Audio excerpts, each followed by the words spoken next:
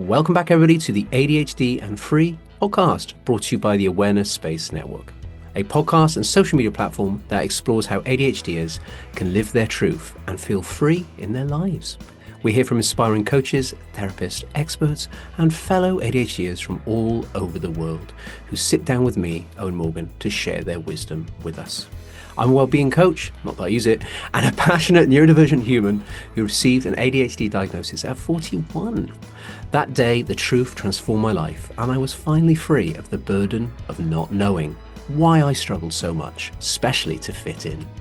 My mission is to explore how the human spirit and understanding our whole self can bring us a life full of possibilities. So we're back with another ADHD Thrive Guide episode where we speak to coaches.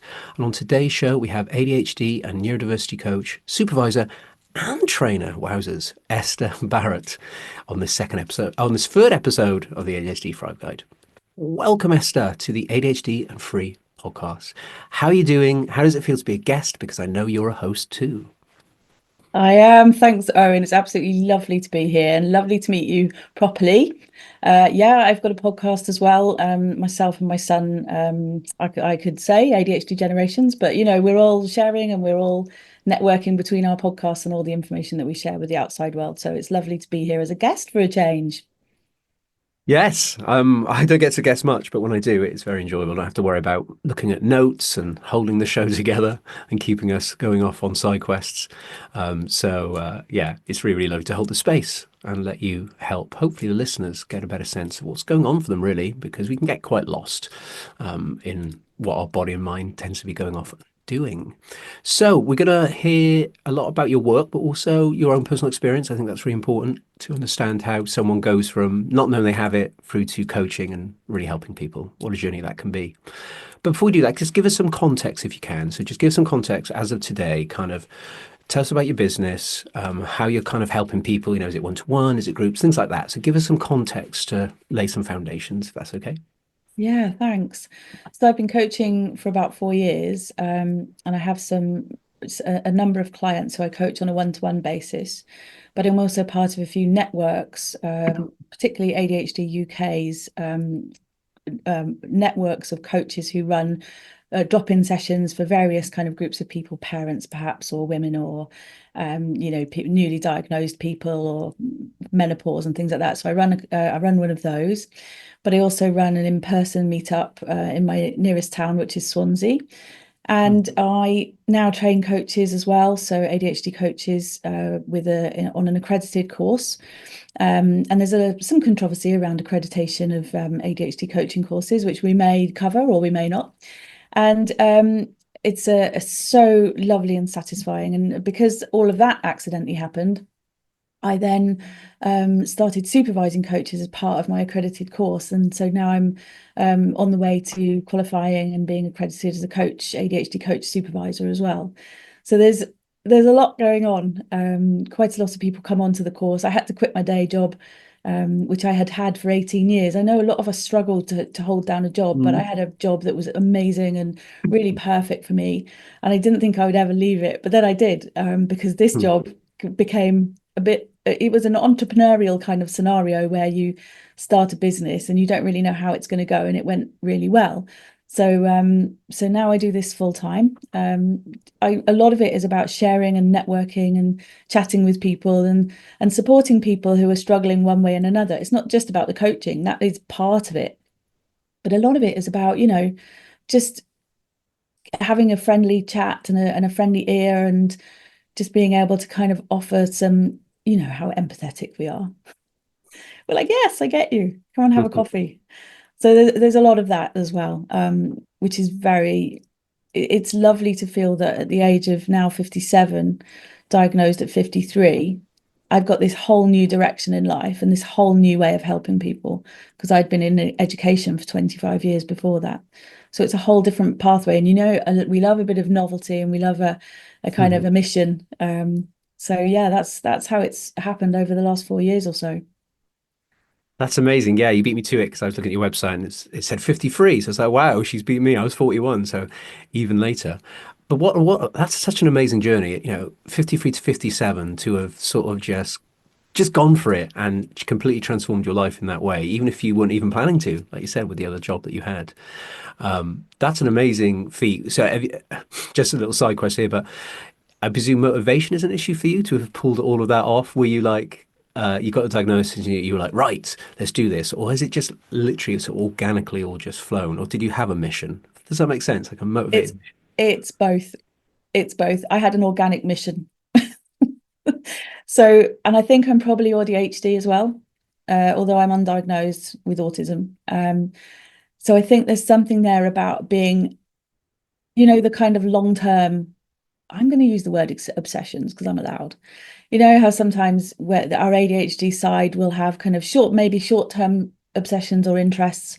And I think my autistic side has kind of long-term interests and obsessions. And I'm just using that about myself. So it became a thing I needed to do because I'd been in education for so long. I knew that I needed to teach and train and facilitate and work with people. That was where I got my kicks, I guess, and sharing things that were incredibly useful for people. I was a consultant learning technologist, so it was, especially when the pandemic came, we all went into teaching and learning online. I was working with universities and colleges and various adult learning organizations, and it was incredibly useful. And then when I was diagnosed with ADHD at 53, I started coaching. I just threw myself into it because I just knew that was something that was so neat. It was almost instinctive. I instinctively knew that was what people would, really kind of might help, because there's almost nothing else. My son was diagnosed 10 years before me, and there was really nothing else. CAMS didn't want to have him in their service because he didn't want to take medication at the time. So, and there was nothing else they could do for him. So there's obviously a huge lack of, support out there in the community. And of course, once I was diagnosed and once I realized in the pandemic that, because there I was all moving around on Zoom every day, and then my son had been telling me for 10 years that I had ADHD and didn't actually take it on board until that moment. And then I realized, and of course, it was just you know how sometimes in life you come to a crossroads, and it was just a big revelation and a big like moment of, oh, okay, I was helping people in this way, but now I'm going to be helping people in another way. And I don't want that to sound like humble braggy or, just genuinely, I think ADHD people almost intrinsically and innately want to help others. Yeah, I think that's so true. And I think in the coaching world, especially, when people go into when I first trained, it's like, who do I want to work with? And you're really trying to figure out, is it a set symptoms that I'm focusing on? Is it a certain kind of person? Is it a certain age group? Is it a gender? But with this, it's pretty simple. It's like, I'm ADHD. I really care about the community. I want to help. It's so clear. It's people with ADHD. So it actually makes the coaching, advertising, and however you're going to approach it much easier. This is the population.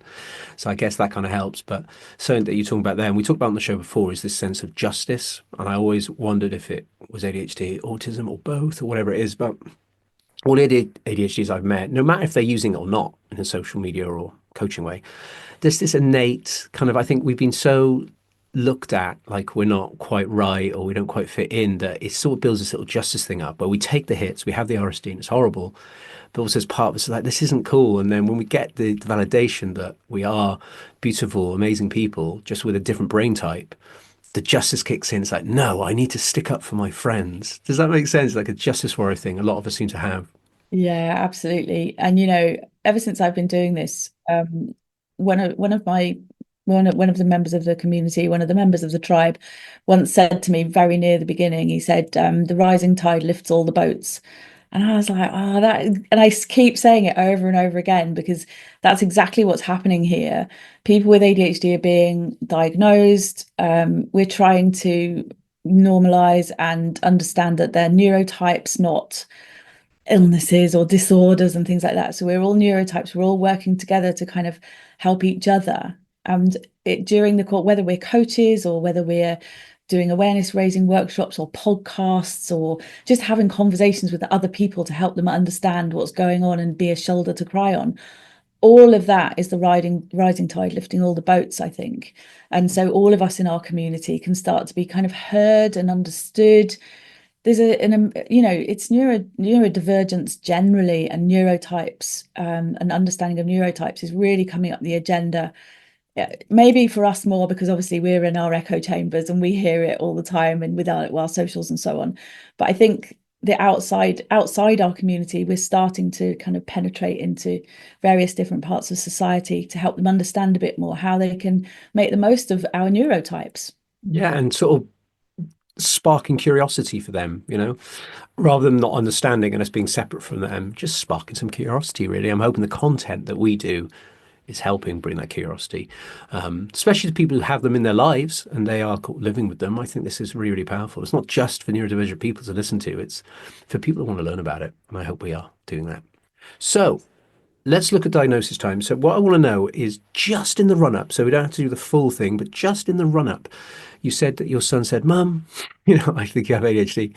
But what moment or month or year or whatever it is made you think, oh God, yeah, maybe I should check this out, maybe look at an assessment? I just would really love to know what that moment was where you're like, because mine was very clear. Was yours clear? Like, I need to look. Very clear. Yeah, very clear. It was in the middle of the pandemic. I was a learning technologist, so I was working with colleagues left, right, and centre. People were trying to deliver their stuff online, and maybe they'd never done it before. We had, the pandemic was probably my busiest time as a consultant learning technologist because obviously everyone was online. So, and as I was sitting there watching myself, just my chair was moving. I'd get through gallons of water. My hat. Nobody else seemed to be doing that. And I was like, that's funny. I seem to be moving far more than everybody else. What's going on here? Because obviously sometimes I would have like 100 people online, or, I would do workshops for 10 or 50 or whatever it was. And, it was me that was waving my hands around. It was me that was moving my chair.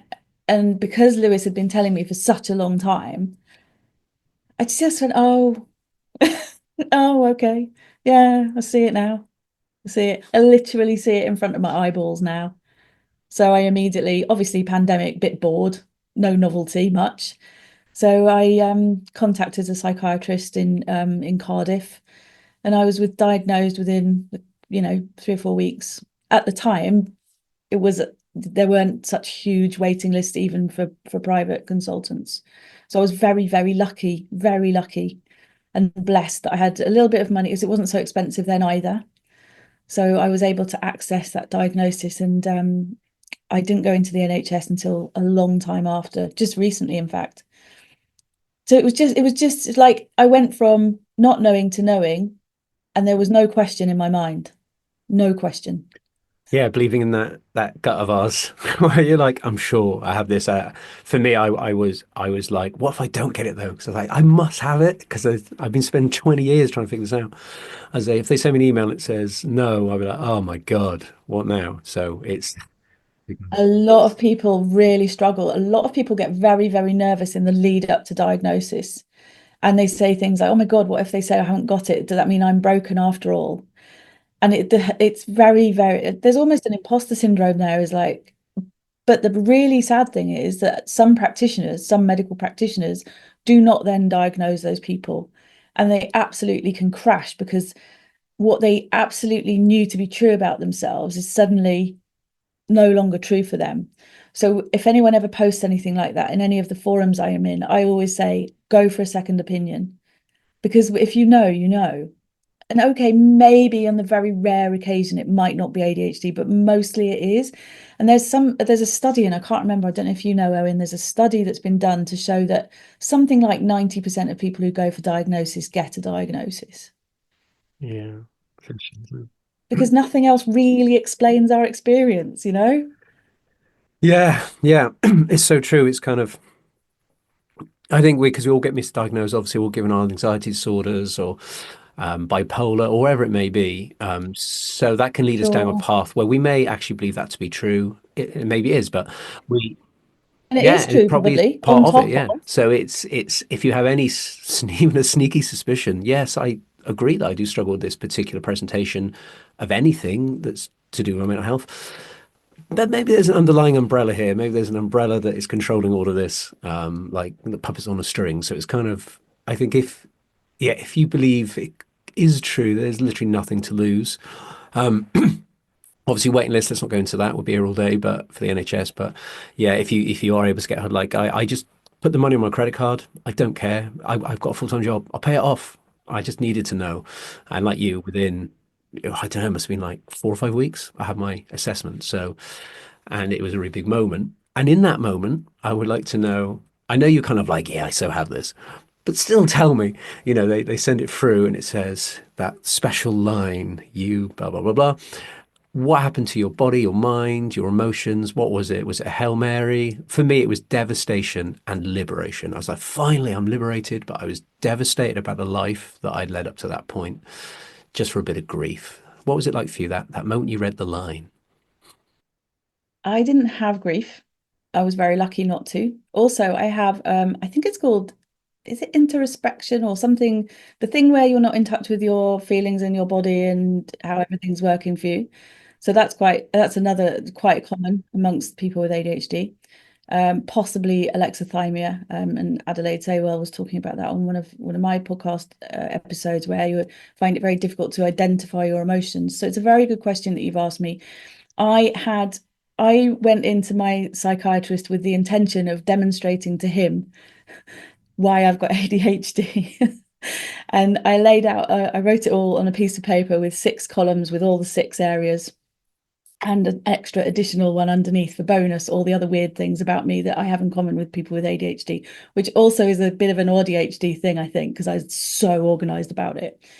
And then I had two 1 hour meetings with him. At the beginning of the first one, I said, my son's got ADHD, and now I believe I do as well. And he was like, well, I remember sitting in the audience when I was doing my psychiatry training, and everyone in the audience along with me were all like, oh, we've all got ADHD too. And I thought, oh no, he's going to be dismissing my, my knowledge, and it's going to be one of those situations where he thinks that I know I don't, that I'm crashing in on his territory and diagnosing myself. But by the end of the second hour, it was like, yeah, definitely, no problem. And I did cry, obviously, but not. It was the thing you said. It wasn't the grief. It was the validation and the liberation. And because I'd written so much about my childhood in my description of how I knew I had ADHD, all of that then suddenly became okay, because it was really hard. People's childhoods are very hard. Somebody wisely said, neurodivergent people are inherently traumatized by being born into a neurotypical world. And I think that is what happens to us generally as a community. Not everyone's traumatized, but most of us are, to some extent, traumatized by trying to fit in, by trying to, follow the path. Follow the path. I mean, generally, and I'm generalizing, boys tend to get in a lot of trouble at school. Girls tend to perform quite well at school. That's not always the case, of course it isn't. And there's all sorts of other gender identities going on there. But I did okay at school. It was all right. I went to university. I didn't, like many people watching this, I didn't fit that kind of the model that we've been using for such a long time. And the model by which we are screened is not fit for purpose, or at least not enough anymore, bearing in mind what we now know about how various different people present with their traits. I shed a tear. I was very, very happy, but absolutely new anyway. And I didn't grieve what I'd lost, because I was very, very lucky. I'm a lucky person. I had a job that I enjoyed. I've got a family. So many people with ADHD can end up in prison, end up, with a lot of mental health issues. Perhaps we don't have as long a life expectancy. So I did feel I've got a lot of gratitude for my life. And, maybe things had been different, but would I be here now? Probably not. So I think gratitude is what I felt, in a word. Yeah, I like that. And you can probably, once as the grief starts for those of us to have it, it loosens up. It's I found it quite easy to then switch across what you said, the gratitude of it. Go, well, hang on a second. Like, some of the stuff that I had done in my life was mind blowing, considering I would have had ADHD that whole time, and I still did that. And then you're like, even if it's the stuff that you started and, all the projects we start and not continue, I then got to a place of, yes, but all those projects, I learned so much and I become a more whole, holistically rounded being. So, I can see it's all those things that I failed to finish, but it's like, but no, that's what means I'm sat here. The only reason I feel like I'm a good podcaster and I'm good on video and I'm really articulate is because of all of these things that I set up where I was doing talks and speaking to groups of people and all that stuff, being really wild and out there and running half marathons and just, I've just achieved so much. And even though if I'm not doing any of that now, how cool I can look back. I've got a trail of evidence of just living my life to the full, And I think it is, you can move from grief quite quickly to gratitude, which is really special. Anyway, I'll leave that there. And that's not to diminish Yeah, anybody's no, grief no, of course at not. all. We all have to work through this in our own ways. But I think sometimes even as a coach, I picked immediately up on your word failure then. And yet, so reframing things like what you might perceive as a failure to being, oh, that was an amazing attempt. And, it takes 99 experiments to achieve the thing that you want to achieve and all of those things. So, understanding how the process can be helpful and the things that you've done in your life don't necessarily have to be framed with successes and failures. They can just be framed as amazing experiences, and people don't have to finish things No. And it's kind always. of, yeah, I realize sometimes I say words, I get caught out. It's already on this podcast, but it's, I always think, if one, for example, for anybody that's trying to like get their head around mindset, if I get one person listen to the show and it moves them in any way, shape, or form, I can just quit the podcast. And that's a good way to look at it. So then you're like, okay, cool. It's done something for somebody. That's amazing. But I'm going to keep going because I love to do it. And that's a really nice way to think about it. And yeah, just sitting here chatting to you is just the best. I love it. So that should be enough. Anyway, that's enough about me. It's Same. not about me today. What I would like to know now as we move towards your work. So thank you so much for sharing that with us. I think it's really important for people to hear how coaches get where they're at. But what is the most, don't give away too many trade secrets and things as we go through this, but what is the most common things people are coming to you with? I'm starting to see a theme already with the two previous coaches. So I'm not going to say what those themes are. I'd like to see if they match because I'm Okay. starting to see us ADHDers seem to come to people with similar things. So tell me what on average is the kind of things that people are coming to you saying, I'm really struggling with this. Okay. So it's a really interesting question, and you're right. I know you can divide what people are struggling with into two areas. So, and this is the way I train my coaches, and this is the way I coach. There are two things going on, usually, I'm generalizing with an ADHD person. Firstly, strategies. So they may come with something like organization. They may have issues at work with things like deadlines, getting stuff done, task initiation, getting into trouble, so-called poor performance. All sorts of things like that can be happening. Or at home, their family might be having some tensions because of things like, chaos often is a word that's used by people coming to coaching. Chaos, mess, difficulty in keeping on top of things. By whose standards is a very good question that we explore during coaching. But anyway, so there are these kind of perceived norms and perceived expectations in terms of actual practical things of what you do. Being late might be another one, for example, losing stuff. And then along parallel to that, somebody might come with very low self-esteem, wanting to know how to manage their RSD. They might come with difficulty with relationships. They'll actually come to the initial conversation with probably something strategic, like being more organized at work or having a tidy house. But at the same time, you'll hear them using words about themselves, which will show that they're struggling with low self-esteem as well. And they'll say things, they'll sometimes think they're not good enough. They'll sometimes think they're too much, like too messy or too loud or too lazy, those kind of words that are in there. So the way that I approach my coaching is by understanding what it is that they want to do, but also by understanding what it is that they think about what they want to do and what they think about themselves in relation to what they want to do. So I hope that gives a kind of good description of what people tend to, it's not very specific in terms of the actual things, because a person might come with, they're an entrepreneur and they want to grow their business, or they want to go to university and get their degree. There's big goals, and then there's tiny, small goals, as well. And sometimes you have to break up the big goals into little goals.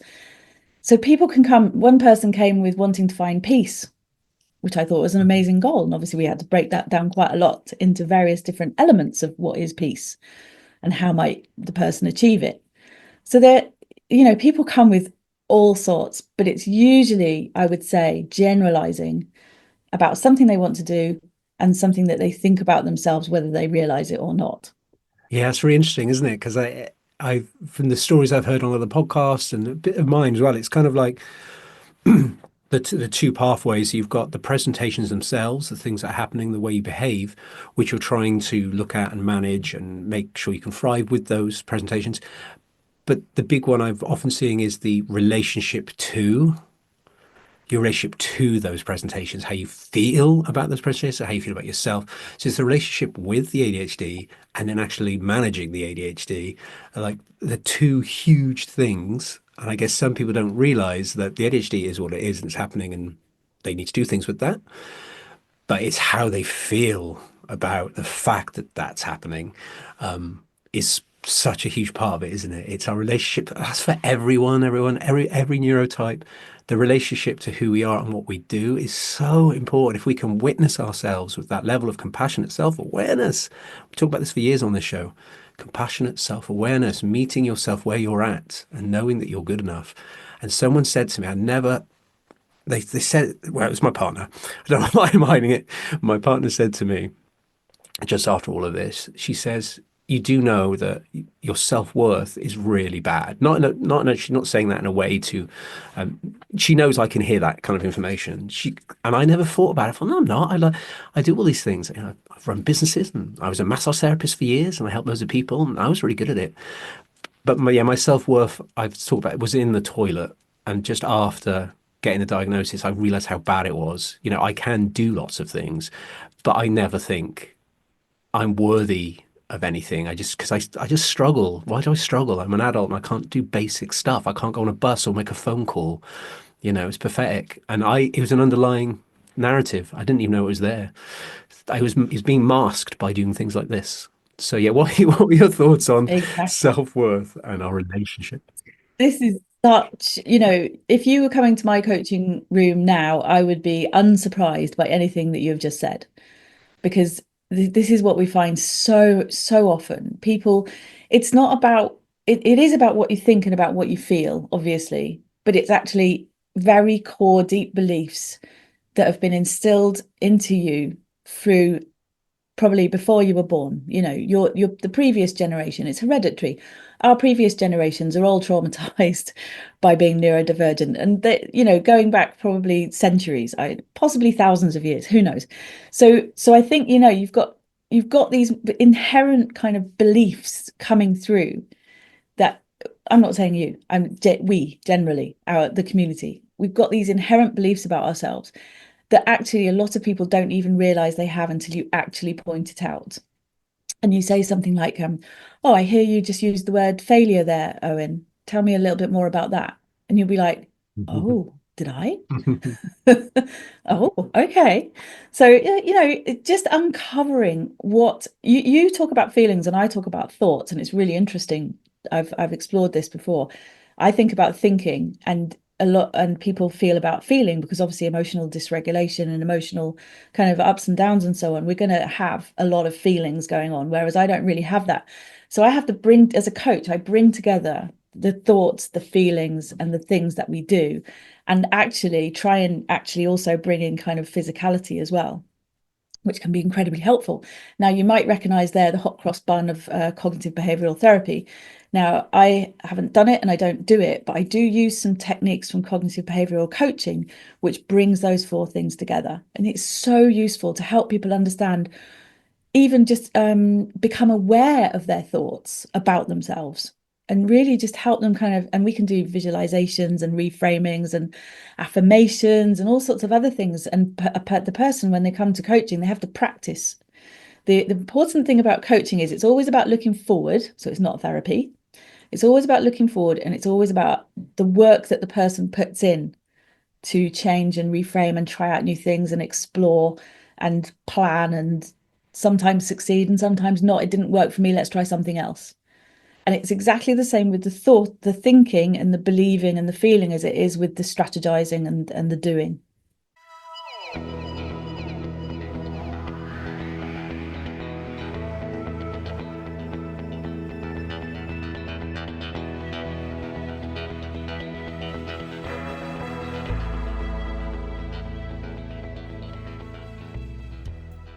Yeah, it's interesting. You sort of, as you saying that, I was like, I can ask her about this, which was, yeah, with the coaching, it's about moving forward. It's about cultivating the tools and the skills. This is just from my training to empower people to take control of their lives. All the cheesy lines that we hear. And like we said, well, it's not therapized as such, but I guess because we're quite unique, I suppose, because of our relationship to ourselves, maybe I don't know, could be more intense, could be worse than another neurotype, neurotypical type. Maybe, I don't know if that's true, because we have been looked at in strange ways. We may take some of that on. So I guess there is the coaching must be, I need to do some because I think it'd be really powerful. It'd be really interesting to see about the practical, get on with it. Let's get these tools in. Let's do this. You can do this. You're amazing. But also let's honor your pain and your suffering, but without getting too bogged down in the past and what things people have said. It's building us up on an emotional level and also the cognitive skills. So as a coach, it must be quite interesting because I'm sure it must be kind of different to, say, training a neurotypical, would you say? It's probably even more fruitful and more powerful and more amazing to watch, perhaps. It's interesting that you'd use the word training there. I don't know if that was a subconscious word that just popped into the question. Coaching isn't quite the same as training, although there are some elements in ADHD and neurodiversity coaching that aren't there in traditional coaching. Traditional coaching is much more rock with ears, listen, reflect, question, listen, reflect, question, listen, reflect. Whereas in ADHD coaching and neurodiversity coaching, there's some more input from the coach. So it's just interesting you use the word training because it's not training, but it is there is some information, there's some advice and guidance, and there's some signposting around things that the person wouldn't come up with by themselves. You're not going to suddenly invent the Pomodoro technique or body doubling if you've never heard of them and you haven't come across them.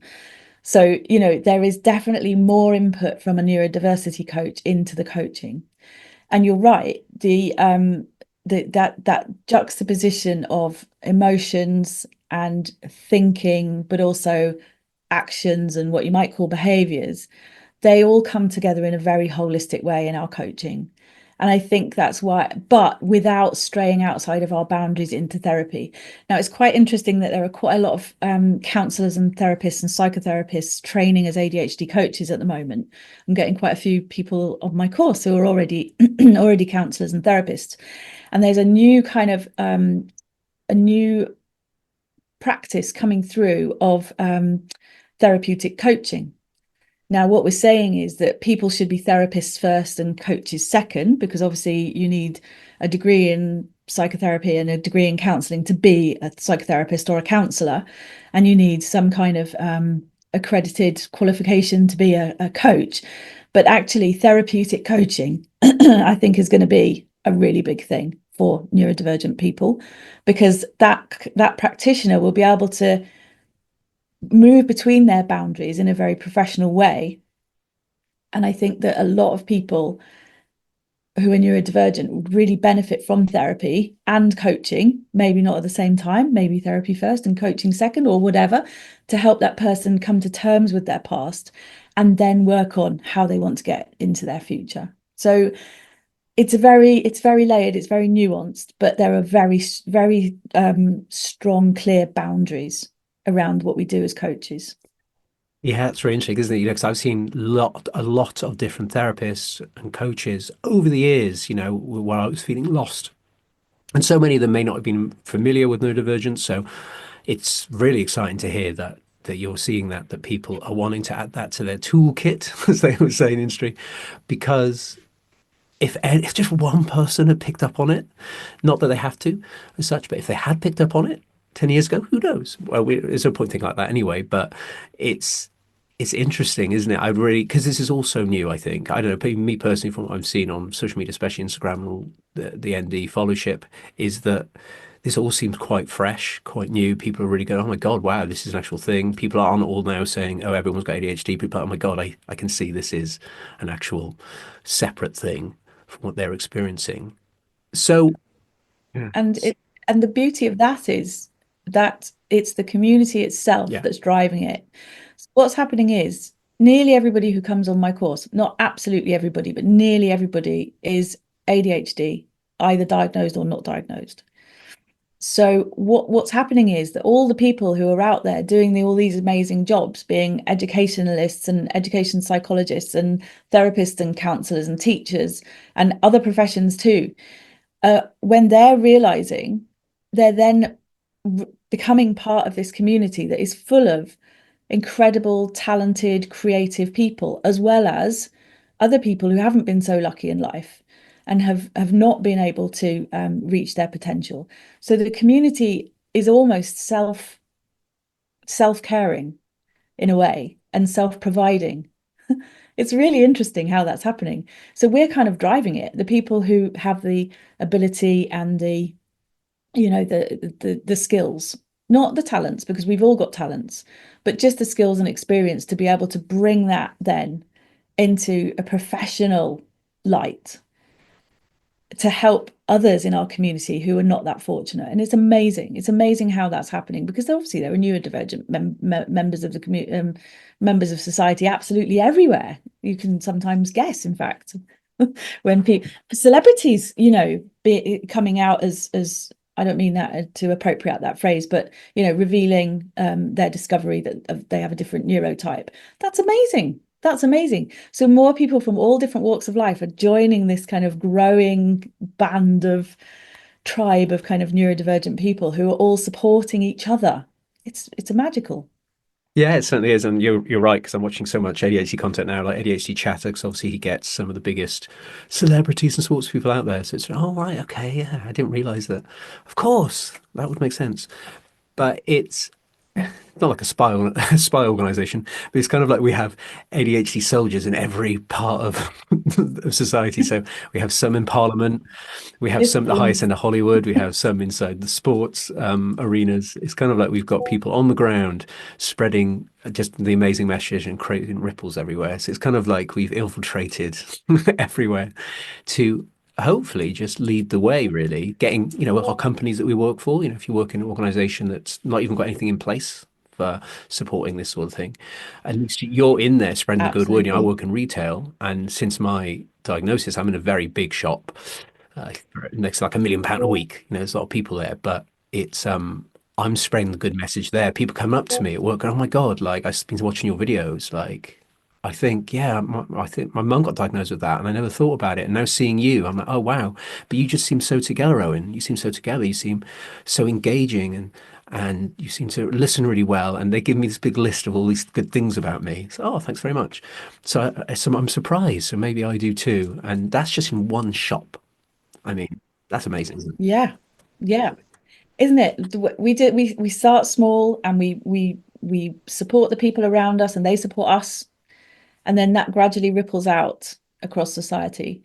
And I think that one of the most important areas where this work is happening is in the criminal justice system. I don't work in the criminal justice system, but I have colleagues and friends who do. And there people from the police force, from other parts of the criminal justice system are starting to come together to help both people who are already in the system in prison or ex-offenders, but also trying to help people before they get into the criminal justice system, helping kids, for example. So one of my episodes is with Scott Jenkinson from Youth Sheds, for example, and I know there's some really good work going on in the Mm. prisons with various people like Carl Mumford, who are out there trying to really help the prison service, the police force, and other, stakeholders understand what's really going on, because we have a higher than usual number of people with ADHD in prisons. if you I think it's something like 30%, don't quote me on that, as opposed to what the rest of society, the norm for the rest of society, which is only about, I don't know, 5%. Mm. Don't quote me on that, but it's just higher than it should be. And so it just goes to show how a person with ADHD can really, for various reasons, impulsivity, dopamine searching, um, substance use, all of the things that can lead that person down that into the criminal justice system. I think that's where, as a community, we should really be focusing our attention, helping parents, helping people who are struggling financially, in poverty, because those are the people who don't have the resources that we do, in terms of how we've managed to, sometimes by luck and sometimes by judgment, be able to be in this fortunate position. Yeah, the prison stuff. I was going to mention that, and you've done all that for me, which is great. Because it's such just imagine having the present. I just call them presentations. I symptom thing freaks me out. So presentations. So the Yeah. presentations we have and the way our experiences unfold. I can imagine if you had no self-awareness, you had really low self-compassion, self-worth. Maybe you struggle to read and to learn and to absorb information, just how hard it must be, how lonely it must be, how much you want to turn to things that quieten your anxiety down and your racing mind. So much compassion for these people, because I've always loved learning and I find the human experience very fascinating, always have. So that's obviously kept me on an even keel. I feel very lucky for that. And it's just, yeah, that's the sort of the darker side to what is neurodivergence in this world. So, we're here talking about how amazing it is, we'll come together, we'll make a big difference, but there's the other side too. So yeah, saying love to everybody with that.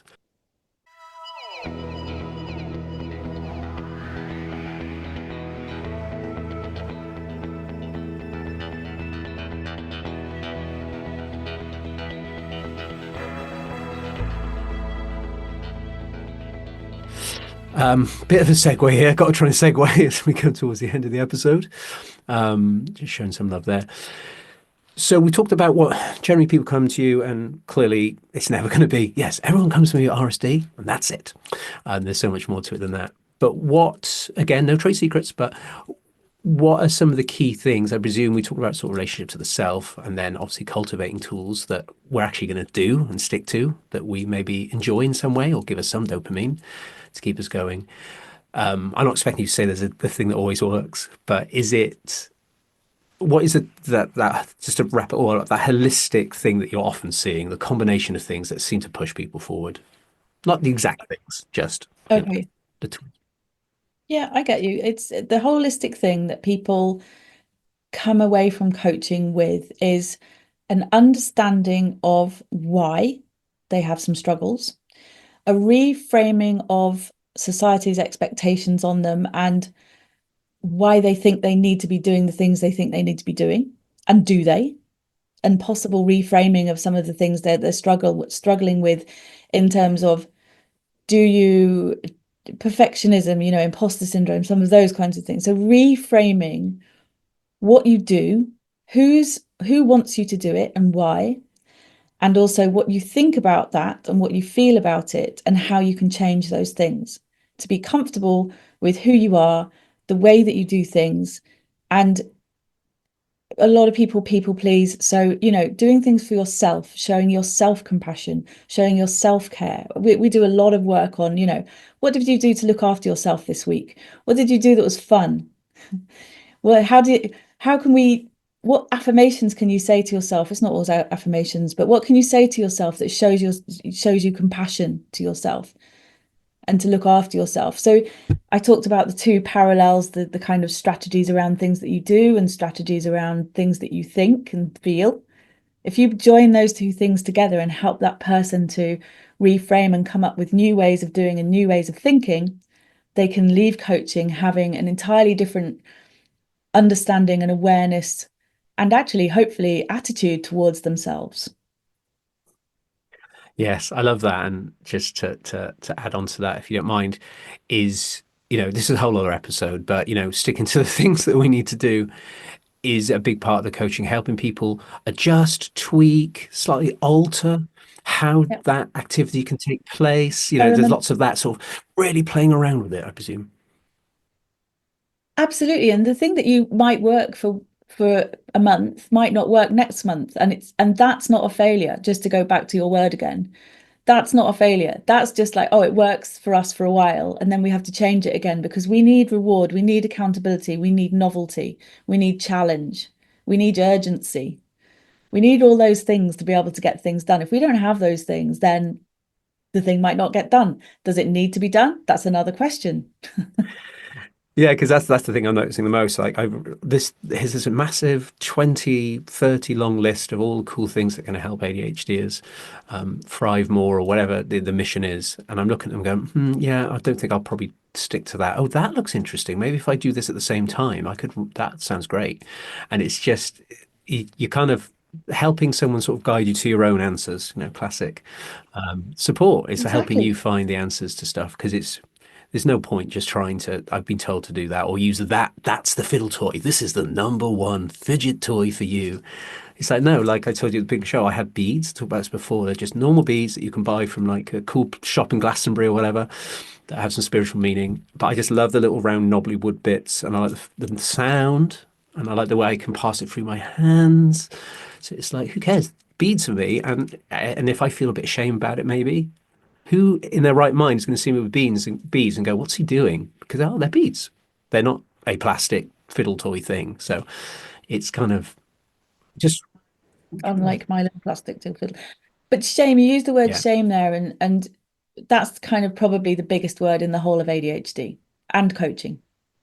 Helping people to, okay, identify the shame because it's nearly always there, and then moving on from it.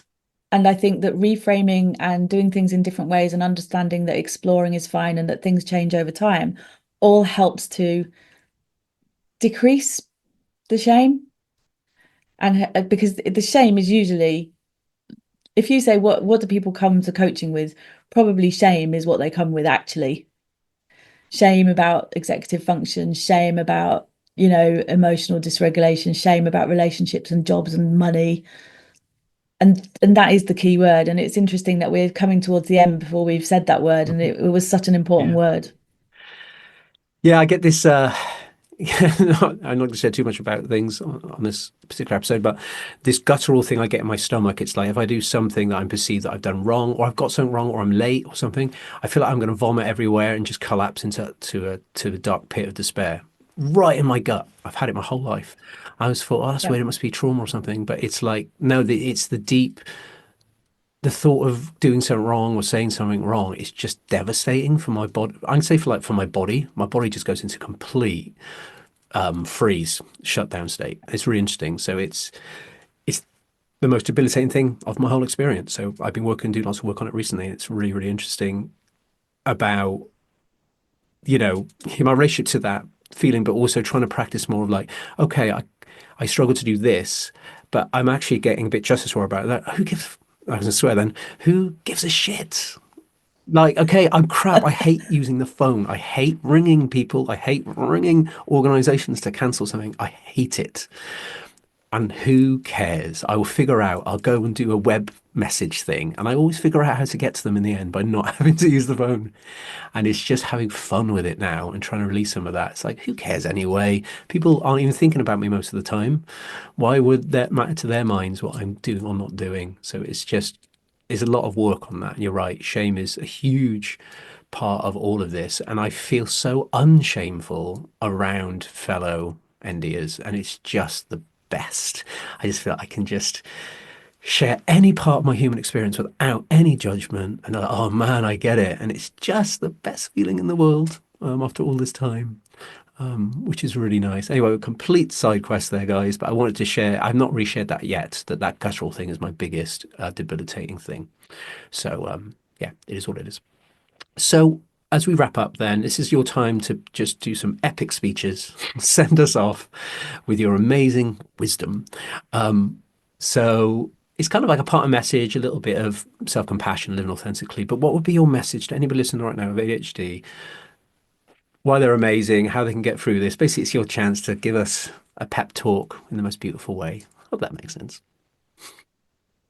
Oh, bless you. This is very unprepared as well. So if anyone is watching and listening who thinks they have ADHD, if you think you've got ADHD and you can identify with the traits and you keep on saying to yourself things like, oh, everyone does that, or, oh, yeah, I really relate to that, even though I'm neurotypical, which some people do. Trust your instincts. If it walks like a duck and it quacks like a duck, it's probably a duck. Reach out to other people who have been through what you're going through in terms of doubts or certainties or processes, in terms of getting to know yourself. So join the community, find out what other people are saying, follow podcasts. Podcasts are a fantastic way of finding out more and finding people that you relate to. Once you have found your tribe, you will most likely experience something that Owen has just described about kind of liberation, being amongst a group of people who you can be yourself, your authentic self with. And also, sharing. Owen's just shared something very kind of very personal, and we do tend to share very personal things with each other. So connection, connection with other people who have a lived experience which is very similar to yours. No matter where we've ended up, we've started from the same place. And that is so important and helpful, and kind of the compassion that we give to each other and ourselves can then grow, I think.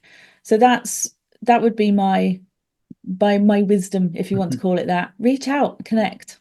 Yeah, thanks so much. I really want to honor what you said there, because nearly every single one of you so far has said something very powerful, just all in different beautiful ways, which is all of you have said, if you know it to be true, live your truth. You just spent your whole life, no matter how long it's been, not living your truth, being told that there's something not quite right and you can't be your authentic self. And all of you have said that.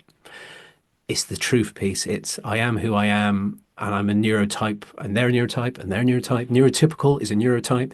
We're all just neurotypes, and we Yep. all deserve to live our truth and not be ridiculed for that. And it's just been so powerful hearing all of you say the same thing, which is that the underlying pinning is that we deserve to be seen. We all want to feel seen. We all want to be held, and we want to do the same back.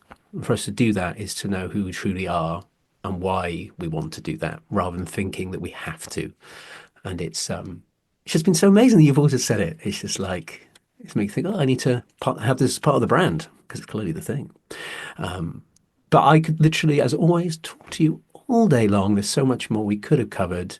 Like anything, you'll all be back next year. I'm still the 2025 returning guest sessions, because we didn't even touch much on shame, like you said. But I think what you're doing is amazing. I think what you've achieved in the time since diagnosis is pretty incredible. And Thank you.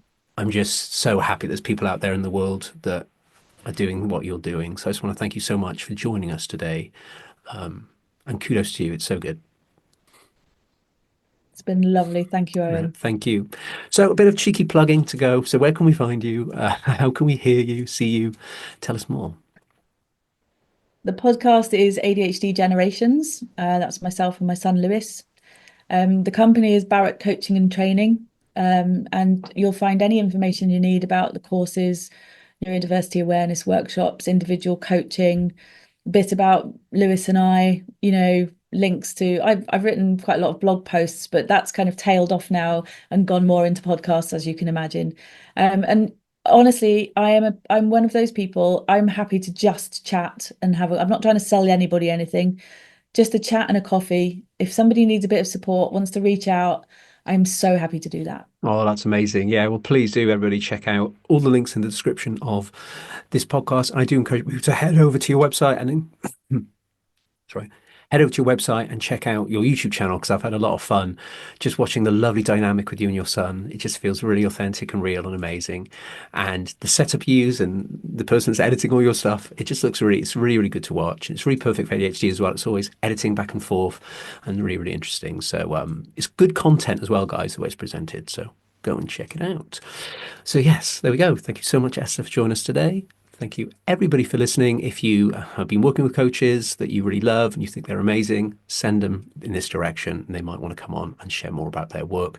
Also, if you have ADHD and you want to share your story, it's your way of causing what I call ripples. So by sharing your story, it ripples out and it can have a real big impact. So yeah, feel free, no matter what walk of life you're from, what experiences or skills. I'll talk to anybody from anywhere about their experience. So please do. Half the people that have come on seem to be Welsh. This isn't deliberate. I grew up in Wales. My name's Owen Morgan. I mean, come on. So I don't know why I'm attracting so many Welshies, but here we are. So if there's any English people or Americans or anybody else, come my way. Really, really fun. Okay, guys, I'll leave it there. I'll see you next time for another edition of ADHD Thrive Guide.